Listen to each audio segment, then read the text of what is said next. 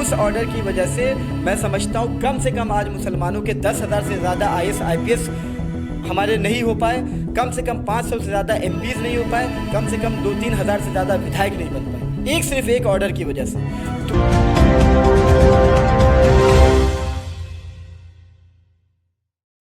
नमस्कार, मैं हूं वसीम अकरम। इस वक्त मेरे साथ मौजूद हैं स्टूडियो में बेहद खास इंसान मौजूद हैं। राष्ट्रीय उलमा काउंसिल के नेशनल स्पोक पर्सन हैं तलहा रशादी जी मौजूद हैं। स्वागत है आपका। बहुत बहुत शुक्रिया। आगे बढ़े उससे पहले आपको बता दूं कि राष्ट्रीय उलमा काउंसिल का ऑफिशियल जो डिक्लेरेशन है 4 अक्टूबर 2008 में ये पार्टी बनी है। उसके बाद से इस पार्टी ने बहुत सारे उतार चढ़ाव देखे हैं। आज 2019 का लोकसभा चुनाव हमारे सामने है। बहुत सारे पार्टियां चुनावी समर में उतर चुकी हैं। राष्ट्रीय उलमा काउंसिल ने भी ताल ठोका है। आजमगढ़ से भी चुनाव लड़ाएंगे, बिहार से भी, उत्तर प्रदेश से भी चुनाव लड़ा रहे हैं। लगभग उत्तर प्रदेश पे ये 19 जगहों से अपने कैंडिडेट्स खड़े कर रहे हैं। बिहार से 4 जगहों से अपने उम्मीदवार खड़े कर रहे हैं। साथ ही महाराष्ट्र से भी इन्होंने 9 जगहों पे अपने कैंडिडेट्स उतारने की घोषणा की है। तो आने वाला जो चुनाव है या जो चुनावी समर है बेहद दिलचस्प होने वाला है। और सबसे बड़ी बात, जो आजमगढ़ की लोकसभा की जो सदर सीट है उसको लेकर के जो हाई तौबा मची हुई है इस हाई प्रोफाइल सीट के लिए, उस पर भी अपने कैंडिडेट उलमा काउंसिल उतारने जा रही है। इन सब मुद्दों पे आपसे चर्चा करेंगे और जानेंगे कि उलमा काउंसिल क्या सोचती है 2019 के चुनाव के बारे में। मुसलमानों के रहबर के तौर पे सामने आए थे एक समय में 2008 में उलमा काउंसिल के जो राष्ट्रीय अध्यक्ष मौलाना आमिर रशादी हैं। उसके बाद से 2019 में पार्टी अपने आप को कहाँ पाती है, इन सब मुद्दों पे हम लोग चर्चा करेंगे तलहा रशादी से। क्या सोचते हैं आप? 2019 का समर बिल्कुल सामने है, इसको लेकर के क्या सोचते हैं? देखिए, 2019 का चुनाव अब तो घोषणा भी हो चुकी है। चुनाव 4 दिन बाद पहले दौर की वोटिंग होने जा रही है। हम लोग भी एक पॉलिटिकल पार्टी के नाते ये लोकतंत्र का सबसे बड़ा पर्व है जिसमें हम हिस्सा ले रहे हैं। और समाज का इस देश में समाज का जो सबसे पिछड़ा, सबसे दबा कुचला जो समाज है, हम उसकी आवाज़ बनकर सड़क पे आए हैं। हम उसकी आवाज़ को लेकर सड़क से लेकर संसद तक आंदोलन कर रहे हैं। और इस चुनाव में भी हम उन्हीं मुद्दों को लेकर खड़े हैं, अपनी आवाज़ रख रहे हैं, जनता के बीच जाएंगे। हम साल भर 5 साल से जनता के बीच में थे और अभी चुनाव में भी जाएंगे। अपनी बातों को लेकर, जो हमारी पॉलिसीज़ हैं, जो हमारे इरादे हैं, उनको लेकर जनता के बीच में जाएंगे, वोट मांगेंगे और लोकतंत्र में अपनी नुमाइंदगी पेश करेंगे। 2008 में आपकी पार्टी का फॉर्मेशन होता है, उसके बाद से एक लंबा वक्त बीता। आज कहाँ पाते हैं अपनी पार्टी को? आज हमें तो लगता है कि हम आगे बढ़ रहे हैं, दिन ब दिन धीरे धीरे आगे बढ़ रहे हैं। कोई भी आंदोलन, हमारा ये मानना है कि इतिहास का आप कोई भी आंदोलन उठाकर देख लीजिए, कोई भी आंदोलन, कोई भी बदलाव, कोई भी चेंज एक दिन में नहीं आता। ये एक लंबी प्रक्रिया होती है, एक लंबा प्रोसेस है। दिन ब दिन धीरे धीरे लोगों की सोच बदलती है। और हमारे यहाँ तो मामला ये है कि हमारे समाज की सोच पिछले 70 सालों में ज़हनी गुलाम होकर बन गया है राजनीतिक तौर पे।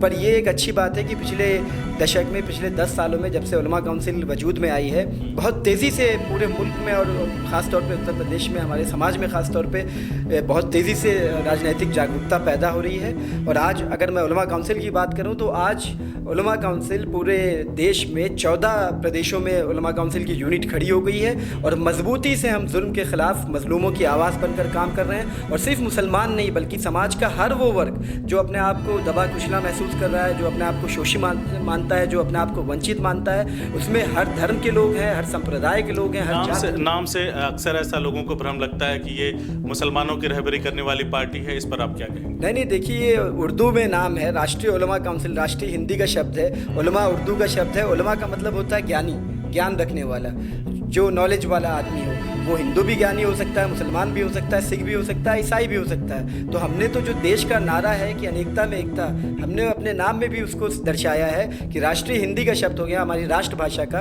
उलमा उर्दू का शब्द हो गया जो हमारी द्वितीय राष्ट्रभाषा है, और काउंसिल अंग्रेज़ी का शब्द हो गया जिसका मतलब परिषद होता है। काउंसिल अंग्रेज़ी हमारा नारा दिया आप लोगों ने कि एकता का राज चलेगा, हिंदू मुस्लिम साथ चलेगा। ये तो हमारा यह हमारा असल नारा है, एकता का राज चलेगा, मुस्लिम हिंदू साथ चलेगा। और इसे हम अपनी जामा भी पहना रहे हैं, हम ज़मीन पे इस नारे को उतार कर भी दिखा रहे हैं। और पिछले 10 सालों से लगातार ये चीज़ें हो रही हैं सामने। आज हमारे प्रदेश अध्यक्ष जी ठाकुर अनिल सिंह जी हैं, तो हमारे राष्ट्रीय अध्यक्ष जी मौलाना आमिर रशादी साहब हैं। पिछले 10 से 12 साल में इस देश ने 2 आंदोलन देखे हैं। आपकी पार्टी का जन्म बाटला हाउस इनकाउंटर के बाद से शुरू हुआ है।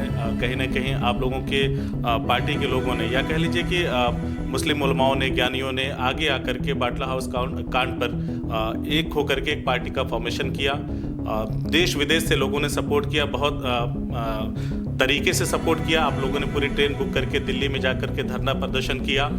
उसके बाद से काफ़ी अरसा बीत गया, फिर भी उस तरह का विकास नहीं हो पाया, आपकी पार्टी उस तरह से व्यापक स्तर पर फैल नहीं पाई। वहीं दूसरी तरफ अन्ना आंदोलन से राजनीति में पैदा होने वाले अरविंद केजरीवाल ने अचानक से छलांग लगाते हुए दिल्ली की गद्दी हथिया ली और सीधा प्रधानमंत्री को चैलेंज करते हैं। तो क्या कमी रह गई कि एक आंदोलन से एक पार्टी यहाँ तक पहुँच गई और दूसरे आंदोलन से एक पार्टी अभी भी भौर में? देखिए, पहले ये चीज़ समझना होगा, वो आंदोलन, मैं ये बातें नहीं कहूँगा, आज मीडिया में चीज़ें सामने आ रही हैं, उनकी पार्टी के लोग खुद कह रहे हैं, आशुतोष जी कह रहे हैं, आशीष खेतान जी कह रहे हैं, जो असल आंदोलन की रीढ़ थे, या फिर कपिल मिश्रा जो उनके विधायक निकले हैं, अलका लांबा निकली हैं, ये सारे लोग कह रहे हैं हमारे उलमा काउंसिल और आम आदमी पार्टी में ज़मीन आसमान का फ़र्क है। हम जब आंदोलन के तौर पे निकले थे तो हमने दूर दूर तक ये नहीं सोचा था कि हम राजनीति का हिस्सा बनेंगे। उनका जो आंदोलन था वो राजनीतिक कारणों से आंदोलन शुरू हुआ था और राजनीति में ही जाके ख़त्म हुआ। तो पहले तो ये हम दोनों आंदोलन को कंपेयर नहीं कर सकते। राष्ट्रीय उलमा काउंसिल हालात की वजह से, मैं तो कहता हूँ कि पूरे देश में राष्ट्रीय उलमा काउंसिल अकेली एक ऐसी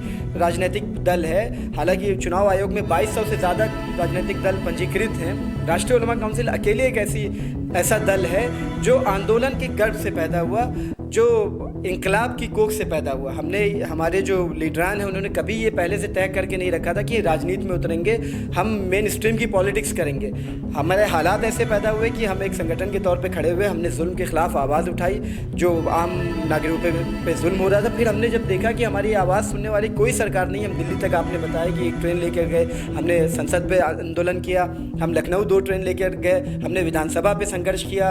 उसके बाद हर तरफ जब आवाज़ उठाते रहे, किसी ने हमारी आवाज़ को नहीं सुना। तो मजबूरन लोकतंत्र में आपकी आवाज़ तभी सुनी जाती है जब आप एक राजनीतिक शक्ति के तौर पर खड़े होते हैं। इसलिए हम मजबूरी वश राजनीति में उतरे।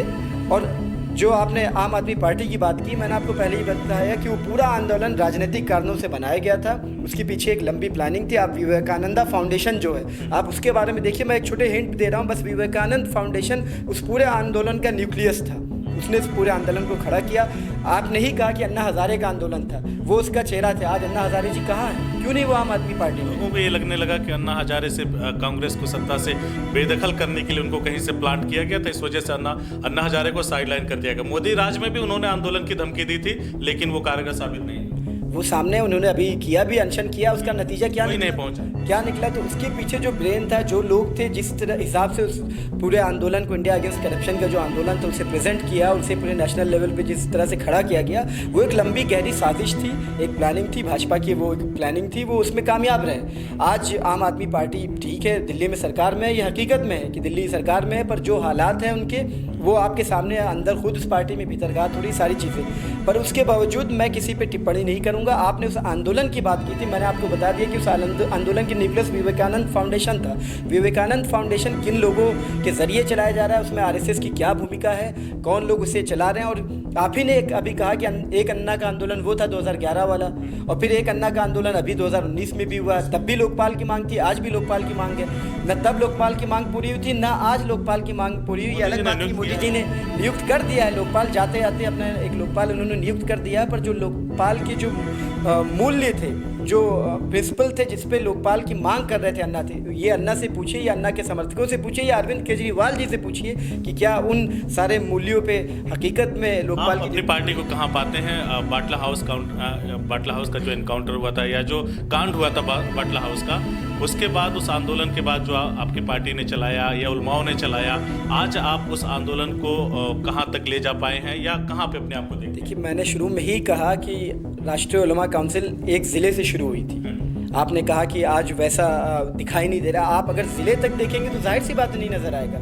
उस वक्त हमारी सारी टॉप लीडरशिप, हमारे सारे नेतागण, सारे लोग ज़िले में ही लगे हुए थे, तो आपको ज़िले में ज़्यादा गहमा गहमी नज़र आ रही थी। मैंने शुरू में बताया कि आज राष्ट्रीय उलमा काउंसिल पूरे देश में 14 प्रदेशों में काम कर रही है। हमारी यूनिट है, वहाँ काम हो रहा है। हम ज़िले में भी काम कर रहे हैं जब भी कोई ज़रूरत पड़ती है। मैं तो बल्कि कहूँगा कि अगर ज़िले की ही सिर्फ मैं बात करूँ तो पिछले 5 सालों में, और ख़ासतौर पर पिछले 2 सालों में, जब से आदित्यनाथ जी की गवर्नमेंट आई है, विपक्ष के नाम पर ज़िले में में आपको कहाँ कोई नज़र आया? समाजवादी पार्टी का आप कोई आंदोलन बता दीजिए, आप बहुजन समाज पार्टी का कोई आंदोलन बता दीजिए, बाकी कांग्रेस का कोई आंदोलन सड़कों पे बता दीजिए। पर जब भी कोई मसला हुआ आजमगढ़ में, राष्ट्रीय उलमा काउंसिल सड़कों पे नज़र आई। बिजली का मसला हो, सदर अस्पताल की अनियमितताएँ हो, या दूसरे जो इस तरह के मसाइल हो, अगर सिर्फ आजमगढ़ की बात करूँ तो हमने विपक्ष का रोल अदा किया। हाँ, उसके बाद हम, अगर आप इसी ये समझते हैं 14 राज्यों में बढ़ जाना, पार्टी का ढांचा खड़ा कर देना, वहाँ पे पार्टी का काम होना, ये अगर पार्टी का विकास नहीं, पार्टी का विनाश है, तो हम तो खुश हैं इस विनाश से। पार्टी धीरे धीरे आगे बढ़ रही है, 14 स्टेटों में काम। राज्यों में सबसे ज़्यादा मजबूत उलमा काउंसिल किस राज्य में है? देखिए, उलमा काउंसिल मजबूत, यूपी तो हमारा गृह राज्य है, वहाँ पे मजबूत है। उलमा काउंसिल मजबूत आप देखेंगे बिहार में अच्छा काम कर रही है, महाराष्ट्र में उलमा काउंसिल अच्छा काम कर रही है, मध्य प्रदेश में रतलाम, नीमच, झबुआ, खंडवा, ये 4-5-6 ज़िले ऐसे हैं जहाँ पे हमने 47 बेगुनाह लड़कों को, जिन्हें झूठे आरोपों में बंद कर दिया गया था आतंकवाद के, उन्हें हमने जेलों से छुड़वाया। तो हम तो ये समझते हैं कि किसी मजलूम, किसी गरीब, किसी बेसहारा के छोटा से भी हमने काम कर दिया तो उलमा काउंसिल ने अपना मकसद पूरा कर दिया। तो इस तरह के काम लगातार किसी भी जाति धर्म वर्ग के हो सकते। बिल्कुल, इसमें मैंने आपसे पहले ही कहा कि हमारा तो नारा एकता का राज चलेगा, मुस्लिम हिंदू साथ चलेगा। हालांकि उलमा काउंसिल की शुरुआत हुई थी जिन हालात में, हम अपने समाज की आवाज़ लेकर निकले थे, पर जब हम राजनीति में आए और हमने देखा, जब हम सड़कों पे आंदोलन करने उतरे, तो हमने ये देखा कि सिर्फ मुसलमान वर्ग ऐसा नहीं है जो तमाम तरह की उसके साथ हैरेसमेंट हो रहे हैं, उस पर अत्याचार हो रहा है, बल्कि समाज के बहुत सारे ऐसे वर्ग हैं जिसमें हिंदू बिरादरियाँ भी हैं, जिसमें हिंदू धर्म के लोग हैं, जिसमें ईसाई भी हैं, जिसमें सिख भी हैं, जिसमें तमाम वर्ग के लोग हैं जिनके साथ शोषण हो रहा है, जिनको जो अपने बुनियादी अधिकारों से वंचित हैं, जो शोषित हैं, जो पीड़ित हैं। और आज उलमा काउंसिल हर वर्ग की लड़ाई लड़ रही है और हर वर्ग की नुमाइंदगी उलमा काउंसिल में। हमारे राष्ट्रीय उपाध्यक्ष पंडित जी हैं, परमात्मा शरण पांडे जी हैं, तो हमारे राष्ट्रीय उपाध्यक्ष डॉक्टर धर्मवीर यादव हैं, हमारे प्रदेश अध्यक्ष ठाकुर अनिल सिंह हैं, हमारे राष्ट्रीय उपाध्यक्ष सरोज जी हैं। तो हर जाति के, हर धर्म के लोगों का उलमा काउंसिल में प्रतिनिधित्व है। और ये पार्टी किसी वर्ग विशेष के लिए, किसी समाज विशेष के लिए नहीं है, हर समाज के लिए, ख़ास तौर पे उस वर्ग के लिए है, उस समाज के लिए जो शोषित है, जो पीड़ित है, जो दबा कुचला है, जिसे अपने बुनियादी अधिकारों के लिए संघर्ष करना पड़ रहा है। यानी ये पूरी तरह से माना जाए कि उलमा काउंसिल ने अपने जो संविधान के ढांचे हैं, जो पार्टी की नीतियां हैं, उसमें भी एकता का राज चलेगा, मुस्लिम हिंदू साथ चलेगा, इसको आत्मसात किया है। बिल्कुल बिल्कुल, मैंने तो कहा कि नारा सिर्फ नारे के लिए नहीं है, ये नारा हमने ज़मीन पे उतार कर दिखलाया भी है। हमारा जो पार्टी का जो गाना सॉन्ग है वो भी इसी पे, पूरा इसी एकता पे ही बना हुआ है। तो ये तो हमारा नारा है कि आज आप देखिए कि अफसोस ये है कि पिछले 5 सालों में 2014 से 2019 तक मुल्क में जो नफ़रत की सियासत को फ़रोग़ दिया गया है, जो बढ़ावा दिया गया है, आज पूरे मुल्क में एक नफ़रत का माहौल पैदा कर दिया गया है, धर्म के नाम पर, कहीं कहीं जाति के नाम पर, कहीं संप्रदाय के नाम पर, कहीं ऊंच नीच के नाम पर। हमारी ये लड़ाई, मैं तो समझता हूँ, मैं आपके चैनल के ज़रिए जनता से भी ये गुजारिश करूँगा कि इस वक्त सबसे ज़्यादा ज़रूरत इस बात की है कि मुसलमान भी अपने घरों से बाहर निकले, हिंदू भी अपने घरों से बाहर निकले और इस नफ़रत को दूर करे और मोहब्बत के पैगाम को आम करे। और ये जो सियासी फ़ायदे के लिए, राजनीतिक लाभ के लिए, वोट की राजनीति के लिए लोग तुष्टीकरण की जो राजनीति कर रहे हैं, इसे हमेशा के लिए ख़त्म करने की ज़रूरत है। क्योंकि राजनीति, सरकार, सत्ता, पार्टी, मोदी जी और योगी जी और अखिलेश जी, ये लोग तो आज हैं, कल नहीं रहेंगे, पर इन सब से बड़ा, हमसे और आपसे बड़ा भारत देश है, ये मुल्क है, भारत है तो हम सब है। यह हमारा फ़र्ज़ बनता है एक भारतीय नागरिक होने के नाते कि अपने देश की अखंडता, इसकी एकता को मजबूत करें, भारत को मजबूत करें। एक पैनिक सवाल है, बहुत ही पैनिक सवाल है आपके लिए, लेकिन उससे पहले मैं एक और सवाल आपसे लेना चाहता हूँ, उसके बाद उस सवाल को पूछूंगा आपसे। आजमगढ़ में अखिलेश यादव, दिनेश लाल यादव निरहुआ, फिर अमित जानी, फिर उलमा काउंसिल, क्या सोचते हैं आप इस चुनाव को लेकर? देखिए, मैं तो यही समझता हूँ, आजमगढ़ की जनता को ये थोपा हुआ बाहरी दोनों कैंडिडेट हैं, निरहुआ जी हों चाहे अखिलेश यादव जी हों, ये आजमगढ़ के सम्मान पे और आजमगढ़ की जागरूक जनता के सम्मान के साथ ये खिलवाड़ करने की कोशिश किया गया है, ये उनकी खुददारी को ललकारा गया है। इसका मतलब ये है कि भाजपा को भी ये लगता है और समाजवादी पार्टी को भी ये लगता है कि आजमगढ़ ज़िले के अंदर कोई भी सियासी लीडर ऐसा नहीं है, कोई भी राजनेता, कोई भी नेता ऐसा नहीं कि जो खुद ज़िले की नुमाइंदगी लोकसभा में कर सके, पार्लियामेंट में कर सके। इसलिए इंपोर्ट करके अखिलेश यादव जी को खुद आना पड़ रहा है। इससे पहले वे अपने पिताजी को लाए थे, मुलायम सिंह यादव जी को लाए थे, जो कि 5 साल में पहले एक दिन अपने नॉमिनेशन के दिन आए, दूसरे दिन सठियाव चीनी मिल का उद्घाटन करने आए थे। 5 साल में पलट कर कभी भी इन्होंने अपने संसदीय क्षेत्र की तरफ नहीं देखा। अब अखिलेश यादव जी आ रहे हैं, ये जनता अखिलेश का हमेशा विरोध करते रहते हैं। मैंने आपके फेसबुक पे भी कई बार देखा, फेसबुक पेज पे कई बार आप लिखते हैं मुसलमानों के रहनुमा नहीं है अखिलेश, सिर्फ वोट बैंक के तौर पे इस्तेमाल किया जाता है। आखिर अखिलेश से परेशानी क्या है? देखिए, हमारी परेशानी अखिलेश जी से कोई पर्सनल परेशानी थोड़ी नहीं है। हमारी परेशानी किसी से कोई पर्सनल परेशानी। अगर जिले में आके लड़े, ये भारत आज़ाद मुल्क है, कोई कहीं से भी चुनाव लड़ सकता है। अगर उलमा काउंसिल अपना आजमगढ़ का कोई कैंडिडेट्स मैनपुरी भेजे तो वहाँ पे ऐसा तो कोई ऑब्जेक्शन नहीं होने वाला कि कोई परेशानी, तो कोई कहीं से लड़े, फ़र्क क्या पड़ता है? बिल्कुल बिल्कुल लड़ना चाहिए। तो मैं तो ये निवेदन करूंगा अखिलेश यादव जी को कि बहुत बड़े नेता हैं वो आजमगढ़ से भी लड़े और मोदी वहाँ बनारस से भी लड़े। अगर अखिलेश जी इस बात की घोषणा करते हैं कि वो मोदी जी के खिलाफ, अखिलेश जी दिन रात मोदी जी को पानी पी पी के बुरा भला कह रहे हैं और वो यही कह रहे हैं कि हम मोदी जी के रथ को रोकने आए हैं। पिछली बार मुलायम सिंह यादव जी को उतारा गया तो हम भाजपा को रोकने आए हैं, आज भी भाजपा को रोकने आए हैं। तो अगर वो हकीकत में रोकना चाहते हैं तो 100 किलोमीटर दूर से रोकेंगे। वो बनारस से भी लड़ें, अखिलेश यादव जी बनारस से मोदी जी के खिलाफ चुनाव लड़ने की घोषणा करें। मैं ये यहाँ पे आपके चैनल पे जिम्मेदारी से कह रहा हूँ। मैं अपने राष्ट्रीय अध्यक्ष महोदय से, अपनी राष्ट्रीय कार्यकारिणी से, पार्लियामेंट्री बोर्ड से निवेदन करूंगा कि राष्ट्रीय उलमा काउंसिल, अगर अखिलेश यादव जी मोदी जी के खिलाफ चुनाव लड़ने की घोषणा करते हैं तो राष्ट्रीय उलमा काउंसिल उन्हें समर्थन देने का ऐलान करे। मैं ये अपनी टॉप लीडरशिप से ये गुजारिश करूंगा कि उनका समर्थन करो। मैं उम्मीद करता हूं कि अगर वो सच्चाई ईमानदारी से अखिलेश यादव जी मोदी जी के खिलाफ अगर रोकना चाहते हैं तो उनके खिलाफ चुनाव लड़ने की घोषणा करें, राष्ट्रीय उलमा काउंसिल उनका समर्थन करेगी। आप आजमगढ़ में चुनाव लड़कर मोदी जी को बनारस में रोकेंगे? क्या आजमगढ़ की जनता इतनी बेवकूफ़ है? क्या आजमगढ़ में कोई ऐसा लीडर नहीं है कि वो खड़ा हो? और मैं ये वादा करता हूँ आपके ज़रिए कि आजमगढ़ को विकल्प राष्ट्रीय उलमा काउंसिल देगी, यहाँ का लोकल लीडर देगी, जो आपके बीच का होगा, जो आपके सुख दुख में हमेशा लड़ता रहा, आपके साथ खड़ा रहा और आइंदा भी खड़ा रहेगा। हम विकल्प के तौर पर खड़े होंगे। तो ये आपके कैंडिडेट के अनाउंसमेंट कब तक मानी जाए आजमगढ़ के लिए? आजमगढ़ के बस 1-2 दिन के अंदर घोषणा हो जाएगी। एक चैनल है वो प्रदेश कार्यालय, पार्टी कार्यालय से वो घोषणा होगी, इसलिए मुनासिब नहीं कि मैं यहाँ पे उससे पहले से। इसलिए मैंने पूछा नहीं कि कौन है, बस पूछा कि कब होने वाला है। बस 1-2 दिन के अंदर ही वो घोषणा हो जाएगी। अब उस पैनिक सवाल पे तलहा जी थोड़ा सा आपके लिए हर्ट करने का विषय हो सकता है। अक्सर ये सवाल उठते रहे हैं लोग, ये आपके लिए अफवाह भी हो सकती है। सवाल ये उठते रहे हैं कि उलमा काउंसिल का गठन सिर्फ बाहरी लोगों से मुसलमानों के इनकाउंटर को दिखा करके चंदा बटोरने तक ही था, अब सब कुछ बना लिया, इसीलिए मुसलमान के जो हक या मसाइल की लड़ाई की बात चली थी वो दरकिनार करके अब एक पूरी तरह से पॉलिटिकल पार्टी बन चुकी है। अंदर खाने से लोगों को सपोर्ट करती है, उनसे भी पैसे लेती है, ऐसे आरोप लगे हैं आपकी पार्टी पर। देखिए, राजनीति में आरोप प्रत्यारोप तो हमेशा लगते रहते हैं और आरोप उसी पे लगता है जो कुछ करता है। जो कुछ नहीं करता उसे लोग कुछ नहीं कहते। हम काम कर रहे हैं, हम पहले दिन से जनता के लिए काम करते आ रहे हैं।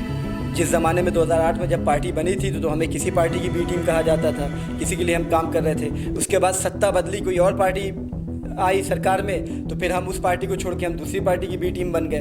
फिर सत्ता बदली, फिर तीसरी पार्टी, भाजपा इस वक्त सरकार में है प्रदेश की। इन पिछले 10 सालों में जब से पार्टी बनी है, 3 सत्ता का वो हुआ ट्रांसफॉर्मेशन, बसपा से सपा, सपा से भाजपा।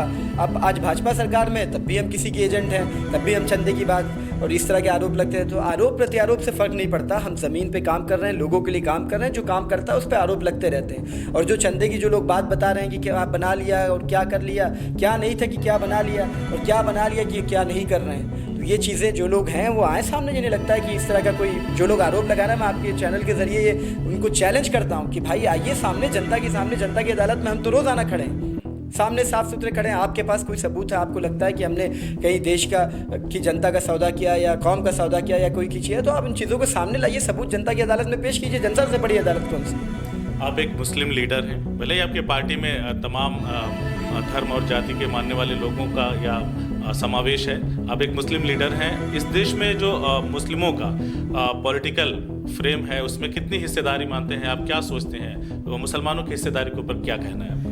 मुसलमानों की हिस्सेदारी बड़ा है, सवाल है। यही तो सवाल है, इसी बात का संघर्ष है। राष्ट्रीय उलमा काउंसिल का पूरा संघर्ष इसी बात को लेकर है कि वो आबादी जिसकी नुमाइंदगी तकरीबन 22% है, उसकी आप देखिए कि सत्ता में या सरकार में या पॉलिटिक्स में उसका रिप्रेजेंटेशन, उसका कितना, उसका प्रतिनिधित्व कितना है। आज आप देखिए, सच्चर कमेटी रिपोर्ट कह रही है, मैं नहीं कह रहा हूँ, कि इस मुल्क में अगर कोई समाज सबसे ज़्यादा दबा कुचला है, सबसे ज़्यादा पिछड़ा है, सबसे ज़्यादा पीड़ित है तो मुस्लिम है। दलितों से भी बदतर हालात में है। आज दलितों को लेकर सपा भी बोल रही है, आज दलित समाज के लिए लेकर कांग्रेस भी बोल रही है, आज दलित समाज को लेकर मायावती तो उनकी लीडर है ही हैं। आज दलित समाज को लेकर मोदी जी गुजरात में जाकर कहते हैं कि जब कोई दलित समाज के आदमी पे जुल्म करता है तो मेरी आंख में आंसू आ जाता है। राहुल जी की भी आंख में आंसू आ रहा है। सबकी भाई जो मुसलमान 70 सालों से लगातार आपको वोट करके जिता रहा है, अखिलेश यादव जी को ऑस्ट्रेलिया से बुलाकर चीफ मिनिस्टर की गद्दी पे बैठा देता है, वो मुसलमानों के लिए भी तो कोई दर्द होना चाहिए किसी के पास,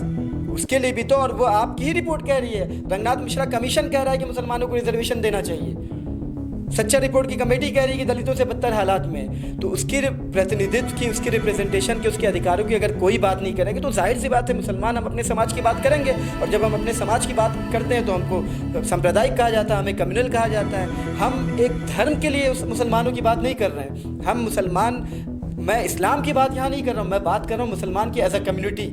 मैं इस्लाम रिलीजन की बात नहीं कर रहा हूँ कि मुझे आप कम्युनल कहेंगे। आप जब दलितों की बात करते हो तब कोई नहीं कहता, जब आप बात करते हो सवर्णों की, जब आप बात करते हो यादव की, जब आप बात करते हो ओबीसी की, तो कोई ये नहीं कहता कि भाई हिंदुओं की बात कर रहे हैं अखिलेश यादव, कोई ये नहीं कहता कि SC ST की हिंदुओं की बात कर रही है मायावती साहब, कोई ये नहीं। जब सवर्ण आरक्षण की बात होती है तो कोई ये नहीं कहता कि मोदी जी हिंदू फॉरवर्ड की बात कर रहे हैं। जब हम मुसलमानों की बात करते हैं तो हम पे इल्ज़ाम कि हम कम्युनल हैं। मुसलमानों की हालत के जिम्मेदार कौन है?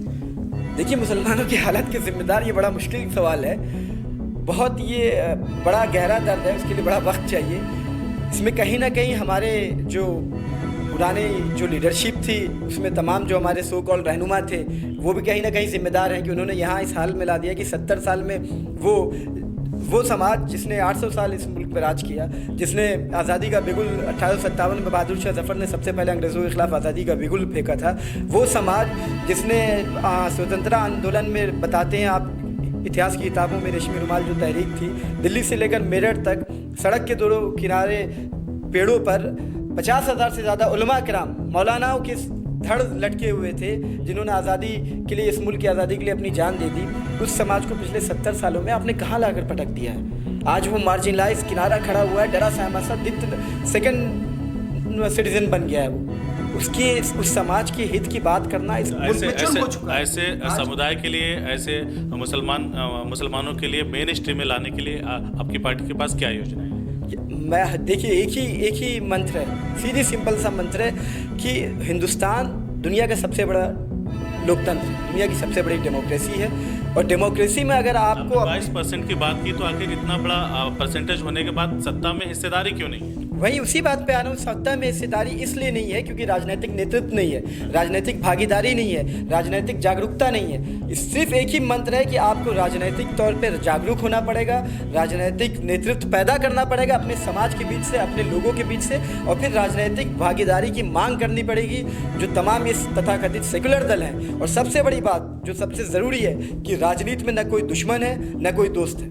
जो आपके समाज का हितैषी है, जो आपके लोगों का हितैषी है, जो आपकी समस्याओं को समाधान लेकर खड़ा हो, जो आपके बुनियादी अधिकार देने के लिए खड़ा हो, वो आपका दोस्त। जो आपकी इन चीज़ों के मांगों के खिलाफ, वो आपका दुश्मन। हमारे समाज ने अफसोस तो ये है कि पिछले 70 सालों में इन तथाकथित सेकुलर दलों ने ये समझा दिया है कि एक पर्टिकुलर पार्टी आपकी जानी दुश्मन है। आपका काम सिर्फ ये है कि आप अपना वोट बटोर कर उस पर्टिकुलर पार्टी को हराओ।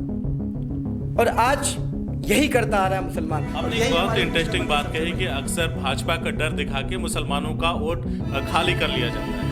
आखिर ये कब तक होता रहेगा? कब ये मुसलमान कब जागेंगे? आखिर आपके हिसाब से क्या लगता है? और मैं इस मंच से आपसे पूछ रहा हूँ कि अगर मुसलमानों ने आपकी बातों पे भरोसा किया, उलमा काउंसिल को वो मौका दिया कि मुसलमानों की क़यादत कर सकें प्रदेश स्तर पर, राष्ट्रीय स्तर पर, तो क्या उलमा काउंसिल मुसलमानों की रहनुमाई या जो उनके हक हुकूक हैं, आरक्षण की, रिजर्वेशन की जो बातें हो रही हैं या मेन स्ट्रीम में उनको लाने की बात हो रही है, उलमा काउंसिल अपने उस वादे पर खरा उतरेगी?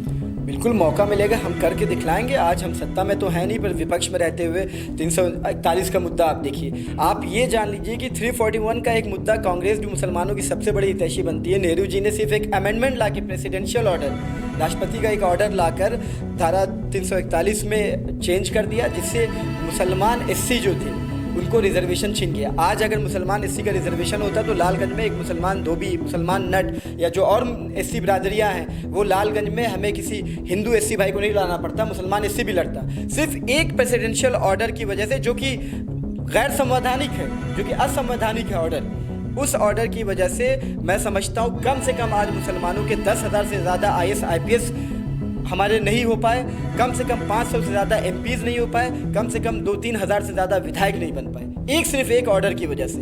तो इसलिए धारा 341 को लेकर हमने 14 दिन तक भूख हड़ताल की। हर साल 10 अगस्त को हम पूरे हिंदुस्तान में इसके लिए आंदोलन करते हैं। हम मुस्लिम अखिलेश यादव जी ने 18, आप फिर कहेंगे अखिलेश यादव जी से आप दुश्मनी निकाल रहे हैं, हमारी कोई दुश्मनी नहीं है। मेरा ये कहना नहीं है, जो एक आम धारणा लोग बना रहे हैं, अखिलेश यादव जी मुसलमानों के सबसे बड़े हितैषी बनते हैं। आप मेरे सबसे बड़े हमदर्द बनेंगे तो मैं आपसे सबसे ज़्यादा उम्मीद लगाऊंगा, आपसे सबसे ज़्यादा सवाल करूंगा।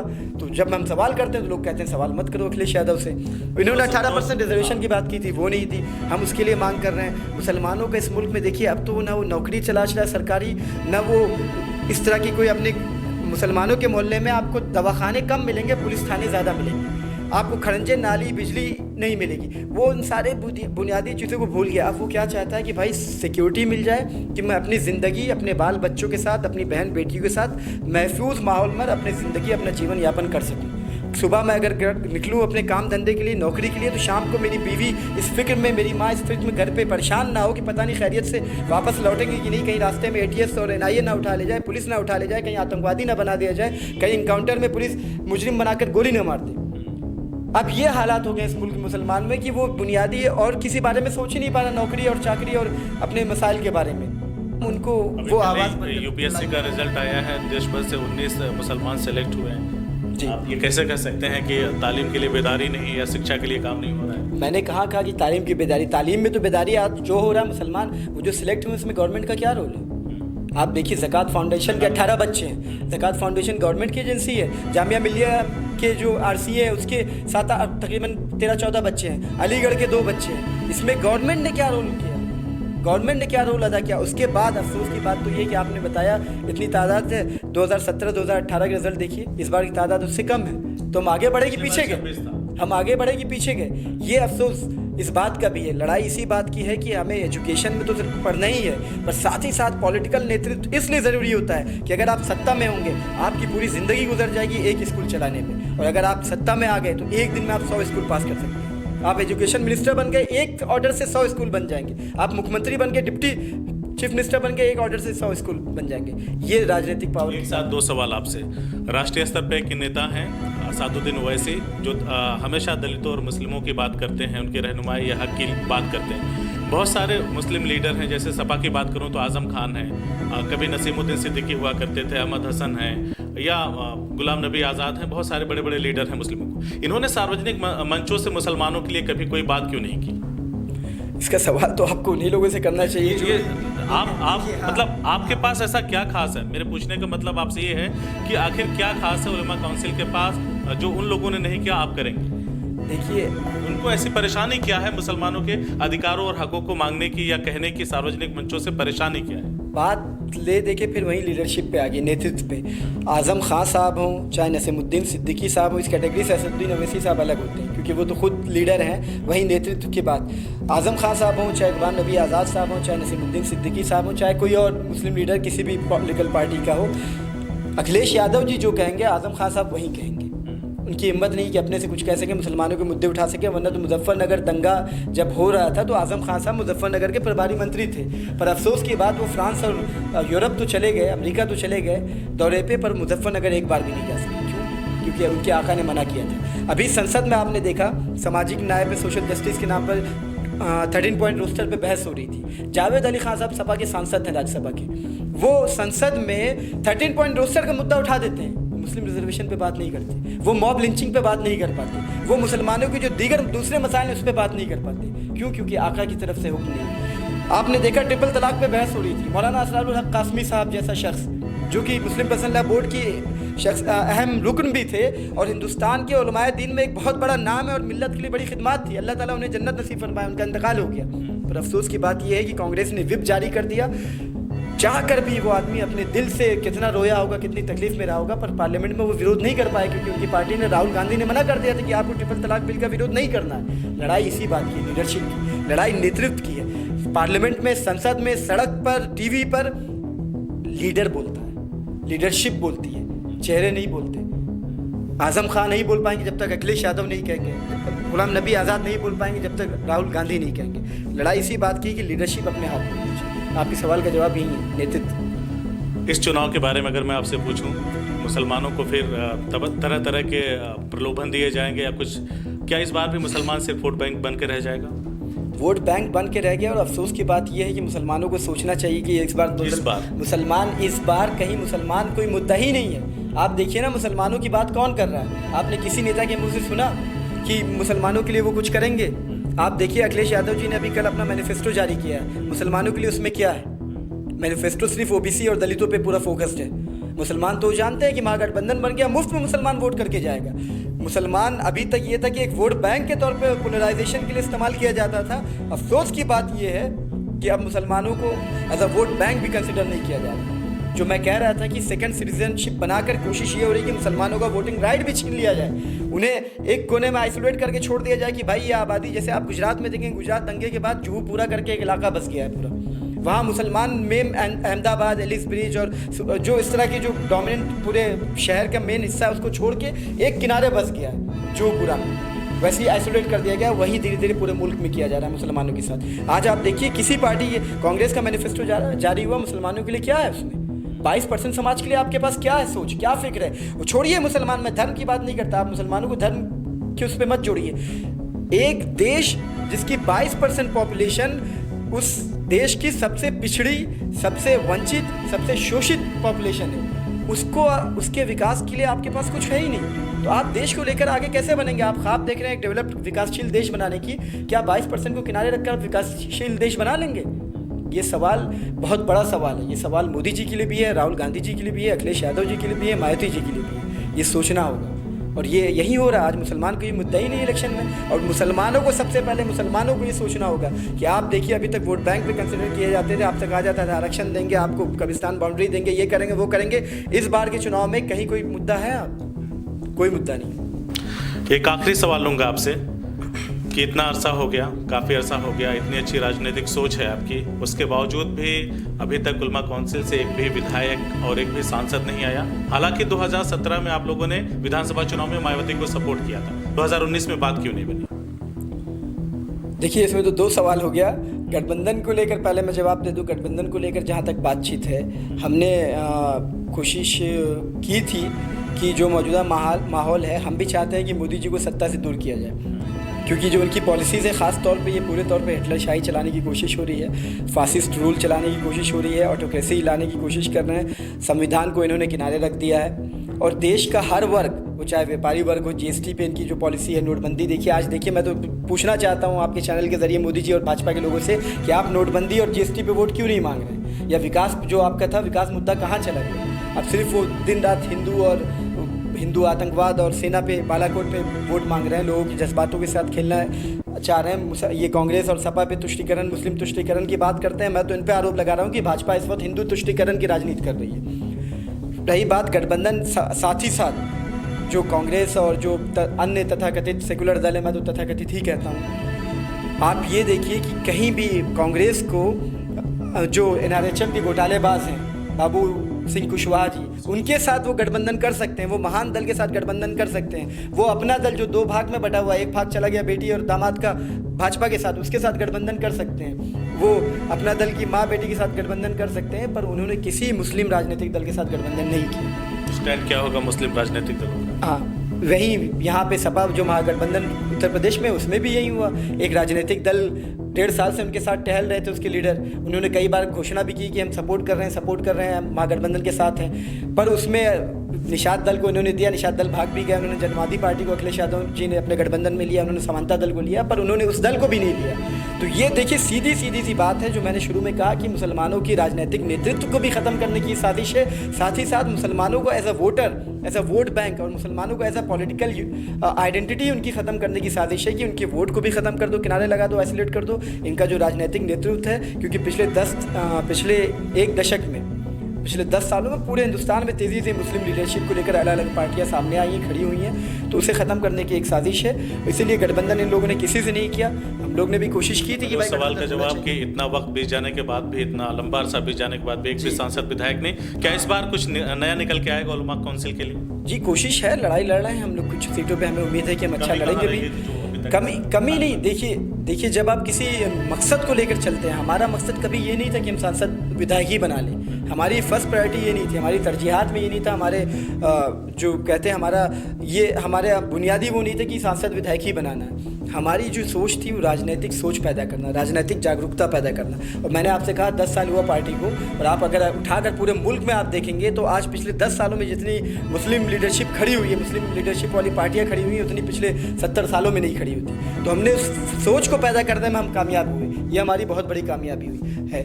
जो विधायक सत्ता, विधायक और मंत्री है और जो MP है, ये ज़रूरी है लोकतंत्र में, तभी आपकी प्रतिनिधित्व होता है, आपकी वो होती है। पर आज जो लोकतंत्र का जो एक हमारे सामने जो शक्ल है, वो पावर पॉलिटिक्स और पैसे की पॉलिटिक्स होकर रह गई है। हमारा नारा आप देखिए ये भी है कि सियासत में ईमानदारी का प्रतीक राष्ट्रीय उलमा काउंसिल। हम पैसों पे वोट खरीदने की राजनीति नहीं करते। हमारे साथ आप देख लीजिए कि कोई भी ऐसा नहीं कि वो धन पशु है, कहीं से पैसा इधर उधर से ब्लैक मनी लाकर टिकट खरीदा, उसका चुनाव लड़ गया और सांसद, और 2 करोड़ 4 करोड़ 6 करोड़ 8 करोड़ 10 करोड़ खर्चा करके वोट खरीद कर वो सांसद बन गया। हम ज़मीन पे बात कर रहे हैं, बुनियादी मसाइल को लेकर चुनाव लड़ रहे हैं। और मौजूदा राजनीति जो है पूरे तौर पे कैपिटलिस्ट राजनीति हो चुकी है, उसमें ईमानदारी की बात लेकर चलना बड़ा मुश्किल होता है। पर हमें यकीन है कि हम ज़रूर जीतेंगे, हम विधायकी भी जीतेंगे, हम सांसदी भी जीतेंगे। थोड़ा समय लगेगा, संघर्ष जारी हो सकता है, इसी बार कुछ करिश्मा हो जाए। तो ये थे तलहा रशादी साहब, राष्ट्रीय उलमा काउंसिल के राष्ट्रीय प्रवक्ता हैं, नेशनल स्पोक पर्सन हैं। इनसे हमने बातचीत की, आपने इनकी बात को गौर से सुना। हमसे बातचीत करने के लिए बहुत बहुत शुक्रिया। आपने मौका दिया कि अपनी बातें हम रख सकें और आपके सामने। और आगामी चुनाव के लिए आपको हमारे चैनल की तरफ से शुभकामनाएं। बहुत बहुत शुक्रिया फिर से। अगर आपको हमारी खबर अच्छी लगी तो खबर को लाइक करें, शेयर करें और चैनल को सब्सक्राइब जरूर करें। साथ ही स्क्रीन पर दिख रही घंटी को दबाएं ताकि आप तक हमारी सभी खबरों के नोटिफिकेशन पहुंचते रहें।